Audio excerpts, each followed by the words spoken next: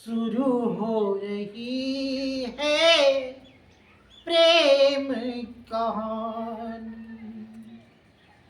आग लगी है अब बरसा है पानी, शुरू हो रही है प्रेम कहानी।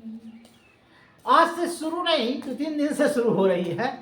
देखिए, शुरू हमने कर दिया है ना। अब आप लोग को मैं धीरे धीरे पढ़ा रहा हूं। कल हमने वैदिक काल में ऋग वैदिक काल पढ़ाया था। तो ऋग वैदिक काल जो था वह 1500 से 1000 ईस्वी तक चला, ऋग वैदिक काल। लेकिन हर शुरू होता है तो हर किसी का अंत होता है। ये 1000 जाते जाते यह किस में बदल गया? 1000 जाते जाते यह उत्तर वैदिक काल में बदल गया।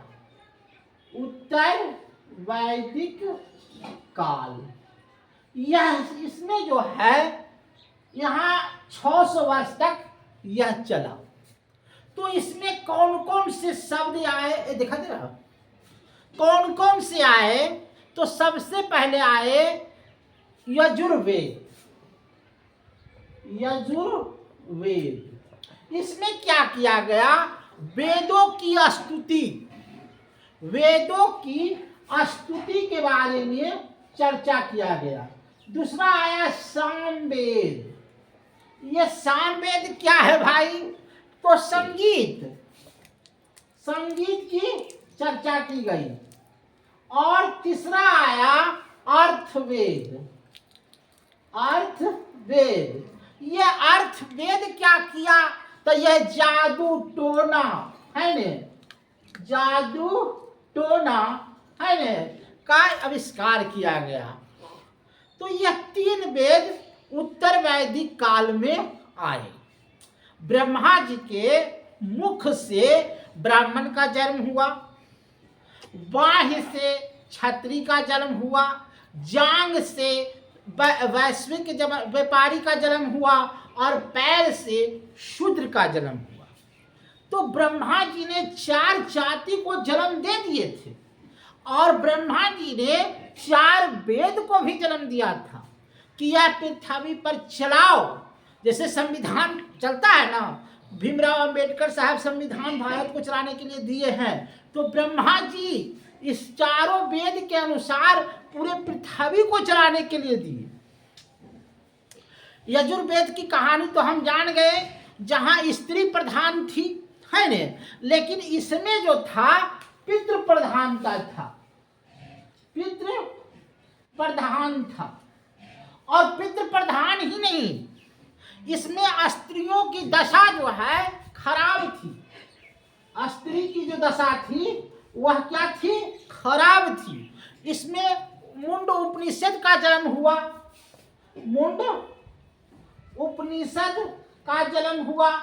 इसमें आरण्य का जन्म हुआ, उपनिषद का जन्म हुआ, आरण्य का जन्म हुआ। इसी से लिया गया सत्यमेव जयते है ने। तीसरे मंडल में विश्वामित्र जी गायत्री मंत्र का उच्चारण कर दिए है ने। तो ऐसे ऐसे चीज का जन्म इसी में हुआ, यही सब में जन्म हुआ, यजुर्वेद, अर्थवेद, सामवेद में। कहने का मतलब हुआ कि इसमें जो है स्त्रियों की दशा कम थी, पितृ प्रधानता था और लोहा का आविष्कार इस समय हो चुका था, जिस समय खेती बाड़ी लोग करना शुरू कर दिए थे। लोहा के हल चलने लगे, लोहा के तलवार आने लगे, लोहा के ढाल आने लगे। ये सब कहानी इस काल में होना शुरू हो गया था। तो कौन कौन सी कहानी हुई, जरा एक तरफ से हम देखते हैं कि उत्तर वैदिक काल में क्या क्या हुआ था। देखिए, इसमें हुआ था क्या कि यह जो है अफगानिस्तान से, जैसे हम पहले कहे क्या, उत्तर ऋग वैदिक काल में अफगानिस्तान और पंजाब के लोग आए थे, लेकिन यह बढ़ करके दिल्ली, उत्तर प्रदेश, मध्य प्रदेश, ये सब में जो है माने विस्तार होने लगे। और ये लोग आए कहाँ से? तो सिंधु नदी से। देखिए सिंधु नदी, आप कभी गए होंगे, हम भी तो नहीं गए हैं, लेकिन जब जम्मू कश्मीर के पास जो होता है वो सिंधु नदी को पार करके ही वो लोग भारत में प्रवेश करता है।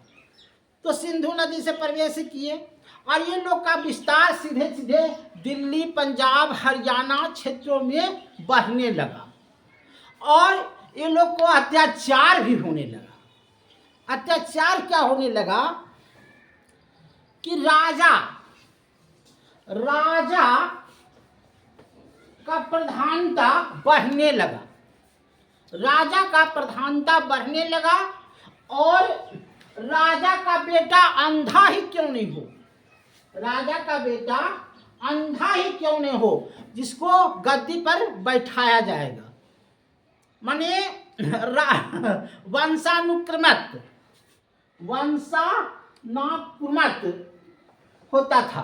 और आज भी यही है, सतमा पास भी क्यों नहीं हो, उसी को गद्दी मिलता है। हम लोग तो पढ़े लिखे बेरोजगार हैं, आज भी उसी ऋग वैदिक काल हो चाहे कलयुग हो, सतमा पास या 8वां पास का बेटा चाहे वो कुछ भी अनपढ़ ही क्यों न हो, वो मुख्यमंत्री ही बनेगा।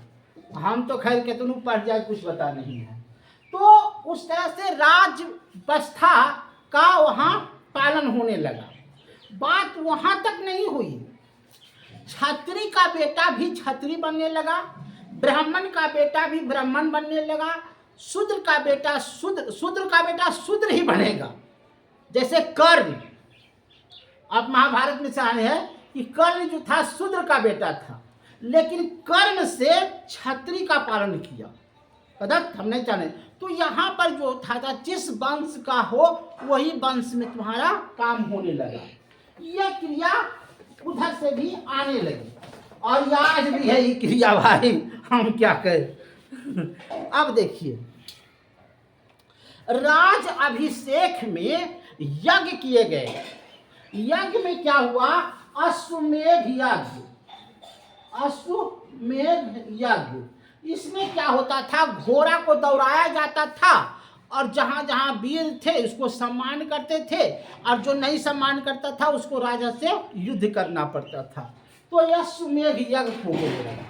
उसके बाद यहाँ पर इंद्र और अग्नि की जो पीड़ा होती थी उसको कम कर दिया गया और यहाँ पर बना दिया प्रजापति।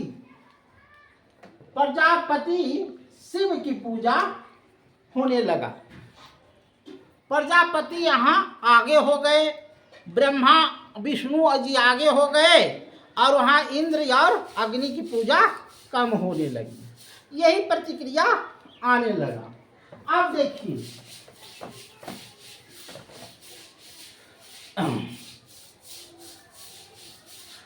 होता था क्या कि व्यापार जो था, यहाँ एक दूसरे को व्यापार क्या करते थे? पहले वहाँ होता था कि धान के बदले धान देते, चावल के बदले चावल देते थे, लेकिन यहाँ वैसी बात नहीं हुआ। यहाँ मुद्रा का प्रचलन होने लगा। क्या होने चला लगा? मुद्रा का प्रचलन होने लगा कि नहीं हम हीरा और जवाहरात देंगे। उसके बाद क्या हुआ कि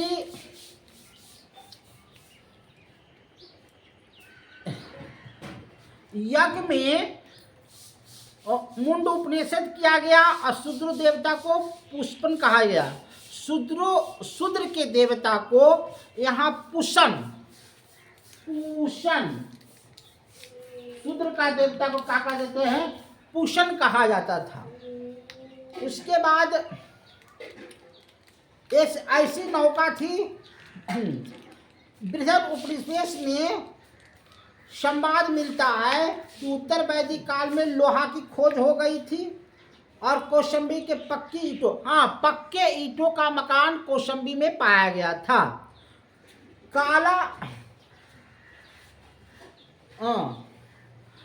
महाभारत, रामायण और जय संहिता, ये सब जितना भी जो है उत्तर वैदिक काल में ही घटना घटी थी।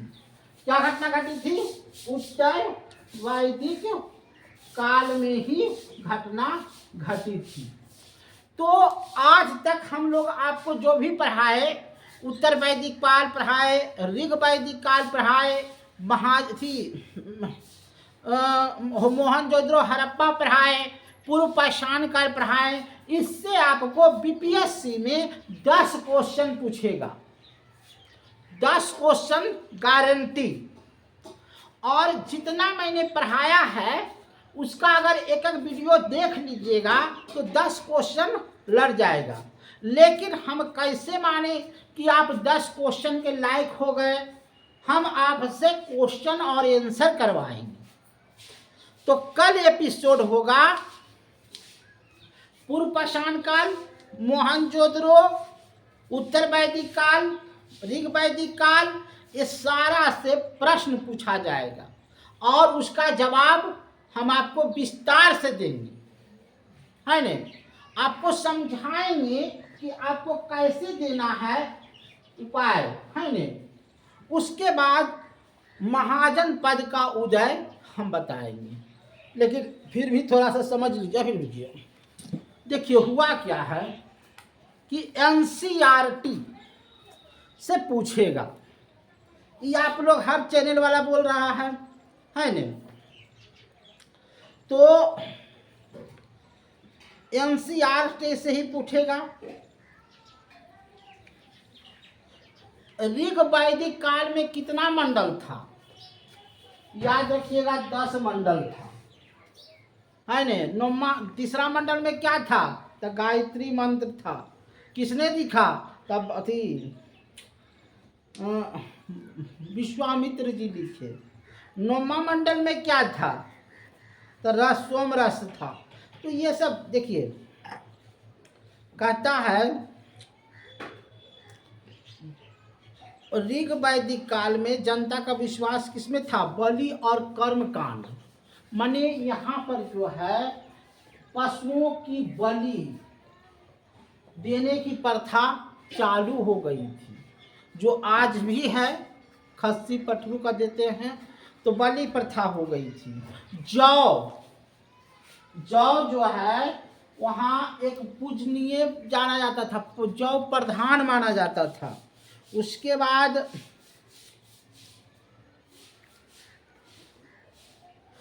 पशुपालन, खेती करना यहाँ का मुख्य धंधा था। गायत्री मंत्र ऋग्वेद के 3 मंडल में लिए गए थे। युद्ध का देवता, युद्ध कोई किया है तो इंद्र किया है। इंद्र जो है यहाँ के लोगों की हत्या किया। गायत्री मंत्र की रचना किसने किया? तो विश्वामित्र ने किया। श्रीमद्भगवद गीता किस भाषा में लिखा हुआ है? तो संस्कृत भाषा में लिखा हुआ है, याद रखना। सत्यमेव जयते मुंडोपनिषद से लिया गया था। अब पूछेगा कि ऋग वैदिक किस में लिखा हुआ है? तो ब्राह्मणी में लिखा हुआ है। ब्राह्मणी में ऋग वैदिक लिखा हुआ है। जीव उपनिषद और वेद व्यास, वेद वेदांत उपवाचक है। राजा की उत्पत्ति का सिद्धांत ब्राह्मण ग्रंथ में मिलता है, एतबार ब्राह्मण में। अस्तो तदसो क्लासिक कहाँ उपस्थित है? बृहद्रूप विशेष में। चरक संहिता नामक पुस्तक किससे संबंधित? चिकित्सा से। चरक संहिता, चरक संहिता ये क्या है? चर्म रोग है। चनकवादी गंबाद का उल्लेख ब्राह्मण दृष्टि है। लंबे समय तक अविवाहित जो रहता था महिला, उसको अंबुजा बोलते थे, अंबाजू। और दूज काल में क्या है? तो ब्राह्मण, क्षत्रिय, वैश्य था। ये सब जो है हम आपको पढ़ा दिए हैं। अब कल जो है इस 10 क्वेश्चन को हूबहू माने निकाल करके और हम आपको समझावेंगे। कोशिश, हमारे पास तो इलेक्ट्रिक बोर्ड नहीं है, लेकिन इलेक्ट्रिक बोर्ड रहता तो हम सब कुछ समझा देते, लेकिन कोशिश करेंगे कि हम आपको समझा दें। ऐसे ऐसे क्वेश्चन समझाएं जो आपको घुमा करके पूछता है, घुमा करके पूछता है, ऐसे ऐसे क्वेश्चन हम आपको पढ़ाएंगे। तब पढ़ाएंगे महाजन पद का उदय, और महाजन पद का उदय का भी क्वेश्चन समझावेंगे, लेकिन पहले पढ़ावे तो। इसलिए धन्यवाद, और मेरा चैनल अच्छा लगे तो सब्सक्राइब कीजिए, लाइक कीजिए, यही आप कहेंगे। धन्यवाद।